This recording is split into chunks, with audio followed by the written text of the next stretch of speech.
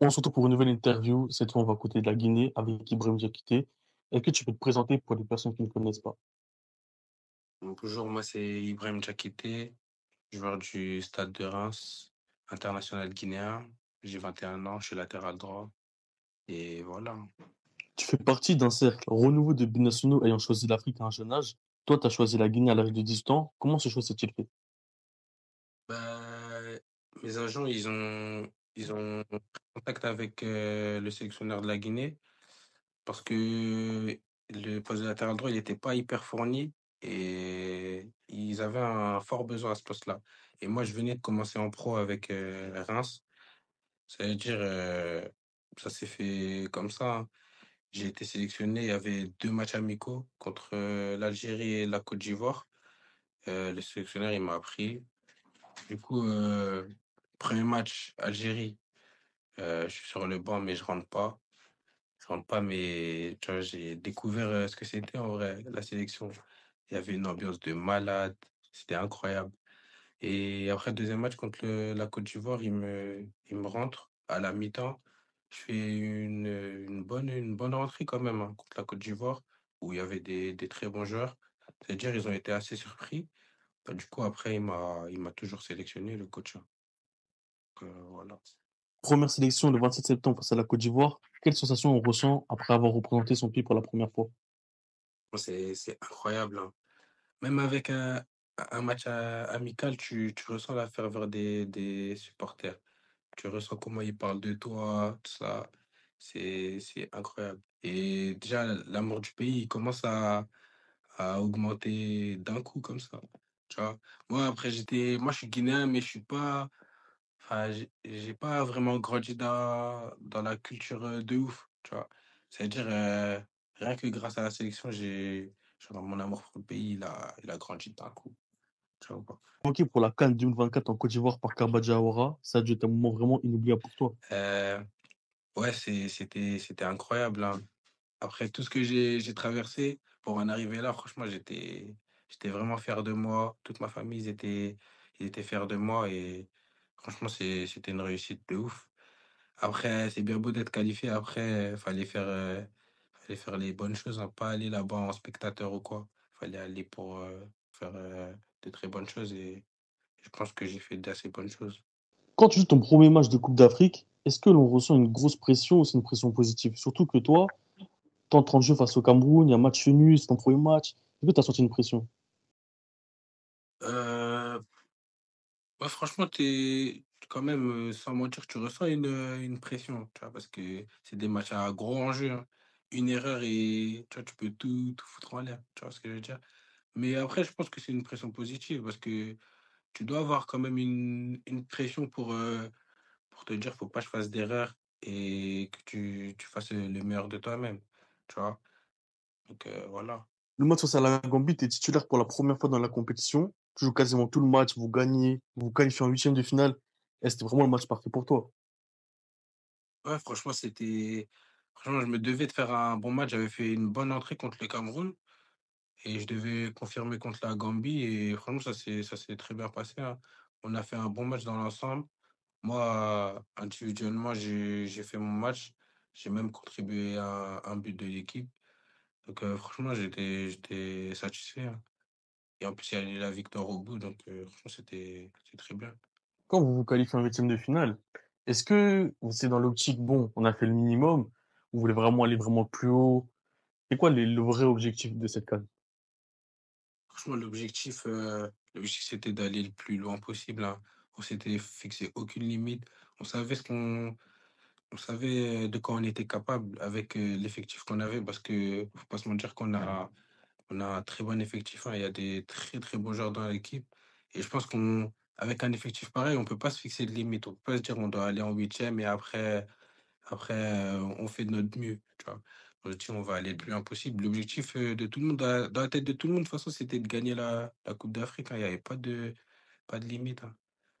Donc, voilà. Là, on va venir sur, je pense, le moment le plus beau que tu as vécu dans le football pour le moment. La victoire à la 97e minute face à la Guinée équatoriale. Tu fais une passe décisive pour Mohamed Bayo. Raconte-nous ce moment. Franchement, C'est incroyable, hein. C'est inoubliable. Ça, je vais jamais oublier de ma vie, ça. Je vais jamais oublier, c'était incroyable. Franchement, ouais, comme tu as dit, c'est, je pense, dans ma jeune carrière, après, j'ai pas connu grand-chose, mais c'est le meilleur moment de toute ma carrière, hein.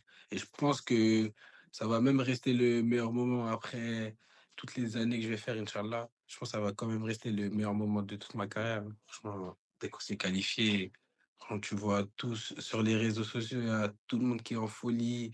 Tu vois partout des Guinéens qui parlent de toi. Toi, t'es inconnu du bataillon, tu as des gens qui commencent à parler de toi et tout. Franchement, c'était incroyable. Franchement. Et quand vous êtes qualifié, voilà, tu dis RDC, tu dis que c'est prenable. En vérité, tu dis que c'est prenable. Mais voilà, malheureusement pour vous, vous sortez en quart de finale, 3-1. Mais est-ce qu'il y a quand même un regret au fond de vous? Parce que surtout quand on voit l'action de Fasciné compter, par exemple, tu te dis, ah, vous pouvez mettre le 2-1 et tout. Est-ce qu'il y a quand même un regret au fond de vous? Ouais, c'est sûr, il y a du regret. Franchement, quand on a tiré le RDC, on s'est dit, franchement, déjà, ils faisaient un très bon parcours et eux aussi, ils ont une très très bonne équipe, hein. Franchement, on n'a pas sous-estimé ou quoi, mais on se disait, en vrai, franchement, c'est le meilleur tirage. Tu vois, c'est l'équipe qu'on devait battre, tu vois. Franchement, après, ils ont fait un très bon match et malheureusement, ils ont été meilleurs que nous. Faut se l'avouer, ils ont été meilleurs que nous sur tous les plans, hein. Mais franchement, c'était le match qu'on devait gagner. On a eu un penalty, on menait. Après, ouais, Fasciné, il a raté, mais bon, c'est comme ça, c'est le football, hein. Mais ouais, franchement, il y a quand même du regret. Il y a quand même du regret, mais bon, c'est comme ça, c'est le football et Inch'Allah, la prochaine CAN, on va faire mieux. Ibrahim, toi, c'est quoi les joueurs qui t'ont impressionné, que t'as affronté ou que t'as vu à la CAN? T'en as qui t'ont impressionné?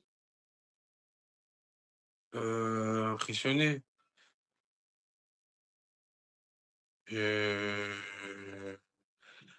Impressionné, franchement, je dirais pas, hein, impressionné, mais quand même, il y avait de très bons joueurs. Après, moi, je parlais plus de mes coéquipiers, je pense.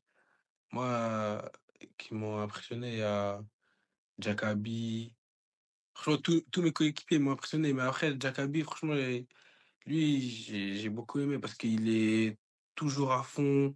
Genre, même à l'entraînement, par exemple, si j'avais des moments de flottement, il allait toujours me recadrer, tu vois? Toujours me recadrer, toujours à fond, toujours sérieux. Franchement, c'est si je pouvais citer un joueur qui m'avait impressionné, je pense, lui, franchement, il m'a beaucoup impressionné. Ibrahim, toi, t'en as pensé quoi de l'organisation de la CAN en Côte d'Ivoire, les infrastructures, la pelouse, etc. Franchement, j'étais agréablement surpris des infrastructures, de la pelouse et tout, de l'organisation de tout. Il y a eu aucun problème de notre côté.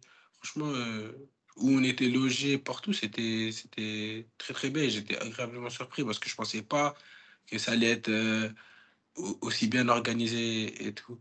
Franchement, honnêtement. Mais sinon, c'était très, très bien. Il y avait rien à redire sur ce côté. Et surtout, même les personnes, ils étaient ultra accueillantes. Tout le monde était joyeux. Franchement, c'était trop bien. Il y avait aucun point négatif sur ça. Ibrahim, vous avez vraiment une belle équipe. Vous arrivez à poser des problèmes à des grosses nations comme le Nigeria, le Cameroun et plus récemment la victoire en Algérie. Mais quand vous affrontez une équipe qui est censée être largement à votre portée, vous avez beaucoup de mal. Par exemple, la défaite au Botswana, récemment au Mozambique, le match nul face au Malawi.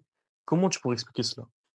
Je pense il y a pas forcément de réponse à donner à ça. Je pense que toutes les nations, ils ont toutes leurs qualités.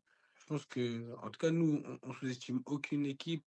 Franchement, la réalité d'un match contre l'Algérie et la réalité d'un match contre, par exemple, le Mozambique, c'est pas du tout la même chose.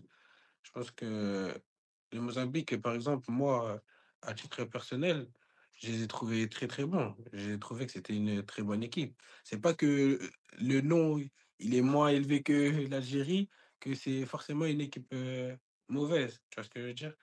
Ça veut dire, je pense que c'est pas une question qu'on a du mal. Je pense que ils ont tout simplement été meilleurs que nous. Il n'y a pas de question de si on prend de haut certains adversaires ou quoi. Je pense que c'est une question qu'ils ont été meilleurs que nous. Il y a pas d'autre, ah, d'autre explication. Les supporters guinéens se posent vraiment la question parce que vous perdez vraiment beaucoup de points face aux petites nations, entre guillemets petites, hein, parce qu'en Afrique, il n'y a pas vraiment de petites nations, mais en gros, face au Botswana, le Malawi. Donc, qu'est-ce que tu as à leur répondre? Je pense que il y a beaucoup de facteurs. Après, on peut pas tout décider. Tu vois, les équipes, les petites équipes, entre guillemets, je pense que elles sont beaucoup plus adaptées au climat, au terrain, etc. Nous, on n'est pas forcément adaptés. Et je pense que ça joue aussi beaucoup. Et après, il y a d'autres facteurs. Peut-être ils ont été mieux préparés, peut-être ils ont été tout simplement meilleurs que nous. Après, je pense que, comme j'ai dit, il y a pas forcément beaucoup d'explications à donner.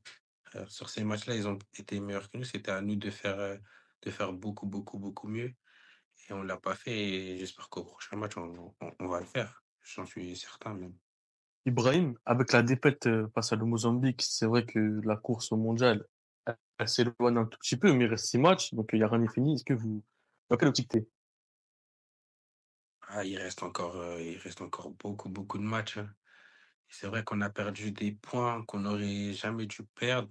Mais bon, ce qui est fait est fait, mais il reste énormément de matchs et je pense je pense on va prendre le max de points possible parce que on a tout pour, on a l'équipe pour, il y a tout qui est fait pour qu'on se qualifie pour ce mondial. Et je pense quand même que ça va bien se passer. Il reste encore énormément de matchs, il n'y a rien qui est perdu. Et toutes les équipes seront pratiquement au même niveau en termes de points. Donc je pense que rien n'est joué encore. Ouais, c'est sûr que jouer la Coupe du Monde, c'est un rêve de gosse, hein. Depuis qu'on est petit, on regarde la Coupe du Monde. Et faire la Coupe du Monde, ce serait un truc exceptionnel. J'espère, Inch'Allah, qu'on va se qualifier et que je pourrai y participer. Mais ouais, ce serait incroyable. Et aussi, ce serait incroyable pour le pays parce que ce serait la première fois. Et ouais, Inch'Allah, on va se qualifier. Vous avez fait un match face à l'Indonésie, barrage de qualification aux Jeux Olympiques de Paris. Donc voilà, c'était un match qui s'est déroulé à Clairefontaine, si je me trompe pas. Donc qualification historique, parce que ça s'était pas passé depuis très longtemps. Qu'est-ce que tu as ressenti sur ce moment? Parce que c'est vraiment un moment historique pour la Guinée. Ouais, ça aussi, c'était exceptionnel. En qualification pour les JO depuis très très longtemps. C'était incroyable. Et ouais, j'ai ressenti quoi. De la fierté, franchement, parce que on fait ça avant tout, c'est pour le pays, hein. C'est pour le pays. Et voir que le pays évolue dans le football, c'est un plaisir et c'est de la fierté, encore une fois. Et après, c'est bien beau de se qualifier, mais après, il faut faire un bon parcours parce qu'il faut pas qu'on y aille pour aller. Et j'espère qu'on va faire un bon parcours sur ces JO. Ibrahim, pour toi, c'est qui mérite le ballon d'or africain? En toute objectivité, bien sûr. Franchement, en toute objectivité, il y a beaucoup de joueurs qui ont fait des très bonne saison, hein. Je pense que la saison de Serrault, elle est exceptionnelle, hein. Après, il a marqué trop de buts, ils se sont qualifiés en Ligue des Champions. Pour moi, pour moi, il doit l'avoir. Pour moi, j'espère qu'il l'aura, Inch'Allah. Mais pour moi, ça doit être lui, le ballon d'or africain. Ubiri basembera uboye nagaboya ubiri basembera sili national ubiri basembera uboye nagaboya ubiri basembera sili national ubiri basembera